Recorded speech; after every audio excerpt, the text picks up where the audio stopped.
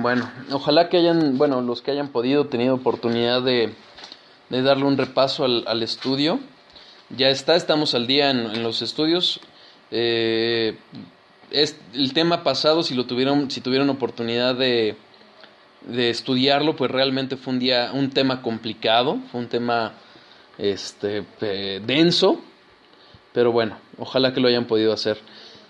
Ya no vamos a dar un repaso completo porque es largo el tema, pero empezamos a hablar de la existencia de Dios. Vimos cómo está relacionado el conocer o el atender a la existencia de Dios con nuestra fe. Muchas veces vienen ataques, muchas veces vienen dudas a veces, que si no estamos firmes en la fe, si no estamos preparados y si no llevamos esas dudas a los pies de Cristo con las armas que Dios nos da a través de su palabra, vamos a fallar. Entonces, es importante este tema, lo vimos un tanto filosófico si lo quieren, pero bueno, creo que es de trascendencia. ¿Por qué importa saber si hay Dios? Lo vimos porque si no, la vida sería absurda, no hay razonamiento, no hay forma que nos lleve a realmente tener una verdadera felicidad, una verdadera vida con un verdadero significado y valor y propósito si no hubiera Dios. Finalmente, también vimos cómo Dios se ha revelado de dos formas, de la forma genérica y de la forma específica. Creo que ya hemos abundado suficientemente sobre el tema, salvo que me digan que quieren algo más de ello, o tengan alguna duda, y adelante. También vimos cómo Dios, a través de su palabra, nos lleva a verdaderamente hablar de estos temas, acerca de su existencia, porque Él mismo lo usó cuando habló con Job, y en Pablo también lo vimos cuando habló con los griegos y cuando le escribió a los romanos. Entonces, vimos también cómo quien niega a Dios no es más que un necio, y es un necio que está negando la existencia de Dios, pero también la soberanía de Dios, es decir, a ese Dios que se ha revelado a través de la Biblia para mostrarse tal cual es, soberano, Dios que gobierna completamente la creación.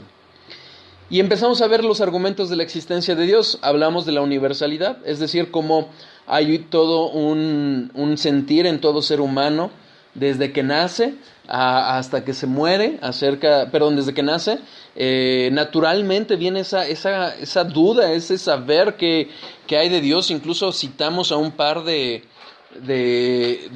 personas que han escrito libros acerca de cómo educar a niños ateos, y cómo se han pronunciado realmente acerca de esta naturaleza del hombre, ¿no? Aquí unas palabras que no vimos la vez pasada porque apenas las estudié ahora, de Louis Berkhoff, un teólogo que dice: en atención al semen religionis, que es el germen de la religión sembrado en cada hombre al momento de ser creado a la imagen de Dios, se puede suponer sin yerro que nadie nace ateo.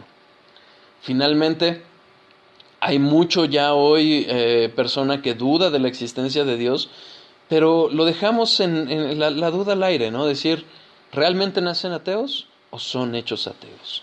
Y creo que hay evidencia de que nacemos teístas, es decir, con la idea de que hay un Dios, con la idea de que hay algo más allá. Finalmente se termina modificando, ¿no? Finalmente vimos cómo el primer hombre hubiera preferido ser Dios a estar bajo un Dios, ¿no? Y eso pasa con el ser humano, como tiende a buscar, a negar a Dios, a ir en contra de Dios, de lo que Él ha decretado.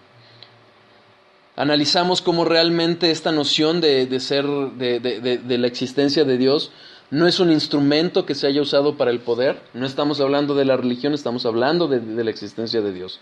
La religión puede ser que haya sido usada, pero la noción de Dios, esa venía. Tan era así que nunca hubo necesidad de imponer una ley o imponer una regla de decir tienes que creer en Dios. No.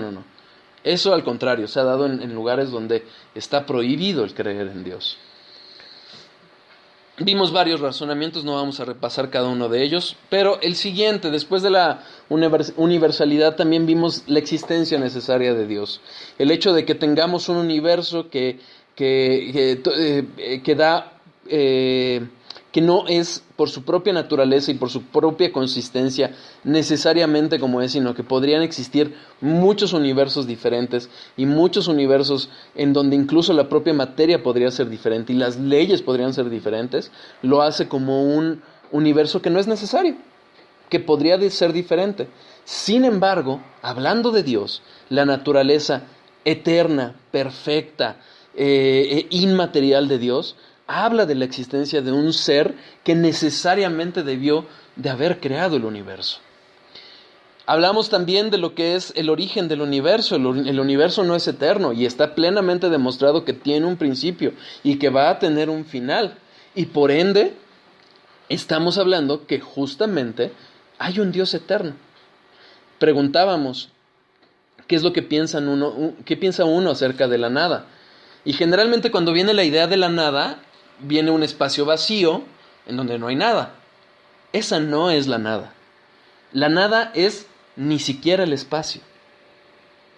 ¿Qué dice Génesis 1:1? En el principio, Dios creó el universo, la tierra, el cielo y las estrellas. De la nada, de lo absolutamente nada, creó todo, incluso el espacio.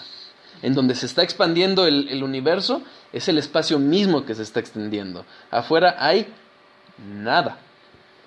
Para una mente humana es muy difícil, o si no imposible comprenderlo. Pero de la nada creó todo. Entonces, ¿quién tiene más fe? ¿Los que creemos en Dios o los que creen que de la nada vino todo? ¿Ok? Les recomiendo el estudio porque ahí lo analizamos. Está muy bueno. Vamos a retomar este tema donde nos quedamos, que fue la creación perfecta. Muchas veces vemos la creación, el mundo, si nosotros vemos al ser humano, incluso a los seres más pequeños, esos unicelulares, tan pequeñitos que nuestro ojo no los alcanza a ver, y son perfectos. Están en un perfecto equilibrio. Pero más allá de ello, que ciertamente lo hay, que ciertamente hay esa perfección en toda la creación que nosotros vemos, como le llaman, fine tuning en inglés, que se puede traducir como armonía o sintonía perfecta, se refiere a todo el universo. Si nosotros analizamos, como lo ha analizado la ciencia, cómo las leyes que existen están en perfecta armonía con la materia, pero no solo con la naturaleza de la materia, sino con la materia que existe. La materia que hoy existe está perfectamente determinada en cantidad, en todo, para poder ser perfecta. Entonces, ante esa perfección y ante lo complejo que existe, y que todo eso evidencia o revela inteligencia, orden, armonía y un designio, entonces viene la pregunta. Un segundo. Viene la pregunta que debemos de hacernos, ¿no? Ante esta creación perfecta que está en un perfecto equilibrio. ¿Qué provoca que existe esa perfección? Y hay tres posibilidades. Que sea físicamente necesario, es decir, que las leyes de la física y de la materia hagan necesariamente que el universo esté así. La otra es el azar, es decir, que por una cuestión de mera probabilidad es que pasó mucho tiempo y todo se acomodó de tal forma que hoy está así. O bien, si hay una inteligencia perfecta. Si nosotros analizáramos las posibilidades, no solo la creación del universo, tal como lo conocemos hoy, es altamente improbable, sino es prácticamente imposible incluso que haya vida en este universo.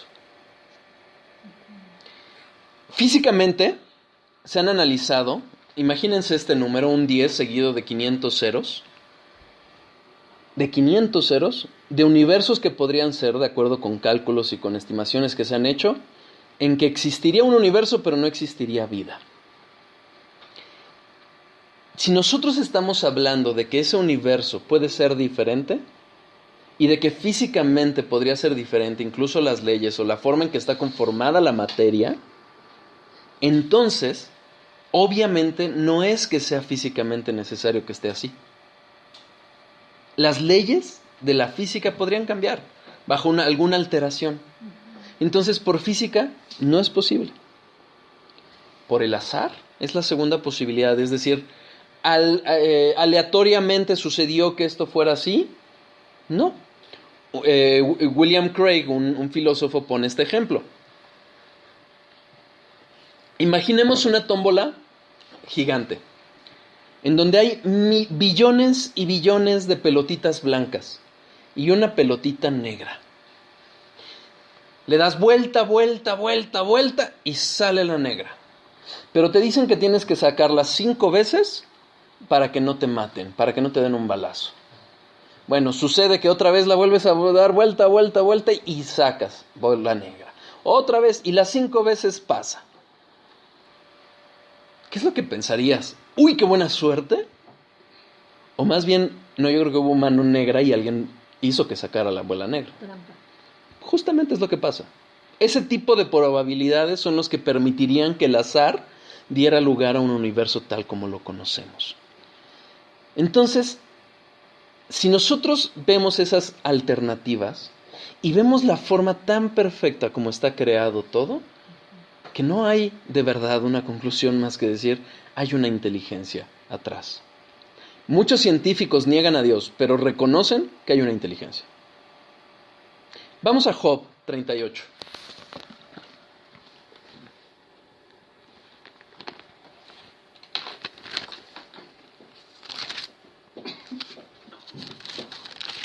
Versículo 31.